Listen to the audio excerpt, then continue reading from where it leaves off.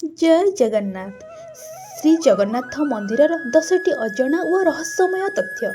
पवन अलटा दिगरे पताका।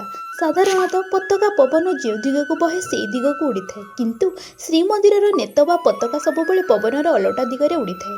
मंदिर छाई पड़े नहीं। यह विश्व एक आश्चर्यजनक स्थापत्य जे दिनर जेकोसी समय मंदिर मुख्य गंबुजे छाई भूमि उपर केबे भी पड़े नहीं। नीलचक्र रहस्य। मंदिर शिखर में थिबा नीलचक्र को आपण पुरीर जो स्थान जो दिगरू देखिले मध्य यह सबुबले आपणक आड़क मुह करिथिबा परि देखा जाए। ऊपर को उड़ंतिनी पक्षी। साधारणतः मंदिर बा उच्च स्थान उपर पक्षी माने बसंती, किंतु श्रीमंदिर नीलचक्र उपर केबे कोनोसी पक्षी बसिथिबार देखा जाए नहीं। एपरिकी यह उपर दे कोनोसी उड़ाजाहाज मध्य जाए नहीं। समुद्र शब्दर नीरवता। मंदिर सिंहद्वार दे भीतर को प्रवेश कला मात्रे समुद्रर गर्जन सुना जाए नहीं, किंतु मंदिर बाहर को पाद काढ़ा क्षणी पुरी समुद्र शब्द शुणा मिले। महाप्रसाद रंधन शैली।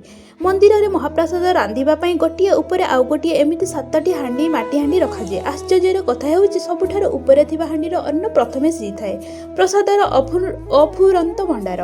मंदिर को प्रतिदिन हजार हजार भक्त आसंती, किंतु आज पर्यंत केबे भी महाप्रसाद कम पड़ी नहीं किंबा बढ़ी नहीं। ब्रह्म पदार्थ।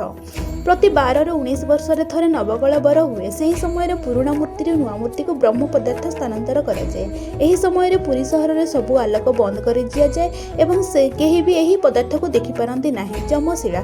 सिंहद्वार प्रवेश पथरे पाइची पहास मध्य तृतीय पहाचर जमशिला अच्छी।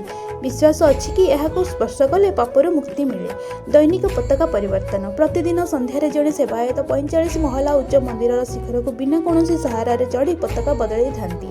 जदि दिने भी यही नीति बंद हुए तेबे मंदिर 18 वर्ष बंद रहिबा बोली विश्वास रही। जदि वीडियोटी आपको भल चैनल को सब्सक्राइब कर दिंतु और वीडियो को लाइक करिया भूलिबेनि। जय जगन्नाथ।